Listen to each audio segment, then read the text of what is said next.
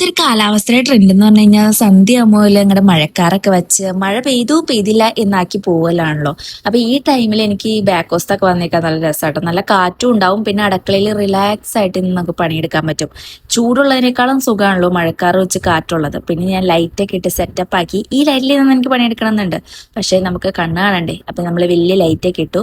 പിന്നെ എനിക്ക് കുറച്ച് 2-3 സാധനങ്ങൾ റീഫിൽ ചെയ്ത് വെക്കാറുണ്ട്. പക്ഷേ ഏറ്റവും പ്രധാനപ്പെട്ട 2 സാധനം ഞാൻ വാങ്ങാതെയാണ് ഗരം മസാലയൊക്കെ വാങ്ങി ഫില്ല് ചെയ്ത് വെക്കണത് കേട്ടോ.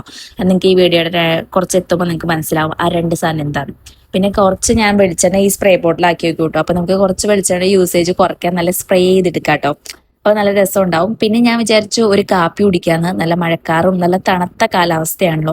അപ്പോഴത്തേക്ക് നന്നായിട്ട് ഇരുട്ടായിട്ടുണ്ടായിരുന്നു കേട്ടോ. ടൈം ഒറ്റും ആയിട്ടുണ്ടായിരുന്നില്ല, നല്ല ഇരുട്ട് വെച്ചിട്ടുണ്ടായിരുന്നു. പിന്നെ ഞാനൊരു പാൽക്കാപ്പിയൊക്കെ എടുത്തുകൊണ്ട് ബാക്ക് ഹോസ്റ്റായിട്ട് അങ്ങനെ ചെന്നപ്പോഴത്തേക്കും നല്ല മിന്നലും തുടങ്ങിയിട്ടുണ്ടായിരുന്നു കേട്ടോ. നല്ല ഇടിയും ഉണ്ടായിരുന്നു, മിന്നലും ഉണ്ടായിരുന്നു, നല്ല കാറ്റും ഉണ്ടായിരുന്നു. മഴ മാത്രം ഉണ്ടായില്ല. ഞാൻ ചാടി അകത്ത് കയറി കേട്ടോ, കാരണം ഇടിമിന്നൽ ജാഗ്രത പറഞ്ഞിട്ടുണ്ട് മെയ് 22-ാം തീയതി വരെ. പിന്നെ ഞാൻ പരിപ്പേറിയാണ് വെക്കുന്നത്. ഇന്ന് പരിപ്പേറിയും ചോറും വയ്ക്കാന്നാട്ടോ വിചാരിക്കുന്നത്.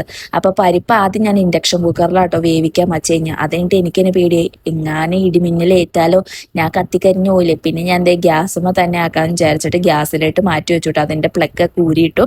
അതുകൊണ്ട് പിന്നെ നമ്മൾ ഇതേ അരി ഇടാൻ പോവാട്ടോ. അരി അങ്ങോട്ട് ഇട്ടിട്ട് പരിപ്പേറിയും ചോറും. അപ്പൊ ബേബി വന്നപ്പോ പറഞ്ഞു ഒരു മുട്ടയോടും പൊരിക്കുന്നു പറഞ്ഞു. അപ്പൊ പിന്നെ ത്രിലോകിന് പിന്നെ എന്തെങ്കിലും വേണമല്ലോ. അപ്പൊ പിന്നെ ഞാൻ വിചാരിച്ചു മുട്ടയോടെയും പൊരിക്കാന്ന്. ഫസ്റ്റ് ഇതേ പരിപ്പിന്റെ കാര്യം നോക്കിയിട്ടുള്ളൂ കേട്ടോ പണി. അപ്പോഴത്തേക്കും കുറെ പാത്രങ്ങൾ കൂടിയിട്ടുണ്ടായിരുന്നു കേട്ടോ. രാവിലത്തെ കറി വെച്ചതും മാറ്റിയതും അങ്ങനെയൊക്കെ കുറെ കാര്യങ്ങൾ.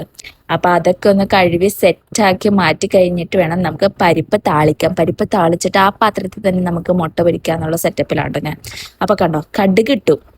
കടുകുണ്ടായി നമ്മുടെ കയ്യിൽ. ഇനി എന്താ നമ്മുടെ കയ്യിൽ പൊടിയൊന്നുമില്ല, മഞ്ഞപ്പൊടി ഇല്ല. ഞാൻ ഇങ്ങനെയൊക്കെ ആയിരുന്നു, മുളക് പൊടി ഇല്ല. മഞ്ഞപ്പൊടി മുളക് പൊടിയും വാങ്ങാതെ ഞാൻ ഗരം മസാലയൊക്കെ വാങ്ങിക്കൊണ്ടെന്ന് വെച്ചു തന്നെ. എന്തൊരു ബുദ്ധിമുട്ടാണല്ലേ. പിന്നെ പരിപ്പ് താളിച്ച് പിന്നെ ആ പാനൊന്ന് കഴുകി എടുത്തിട്ട് അതിനകത്ത് ഞാൻ മുട്ട പൊരിക്കാന്നായിട്ട് വിചാരിക്കണേ.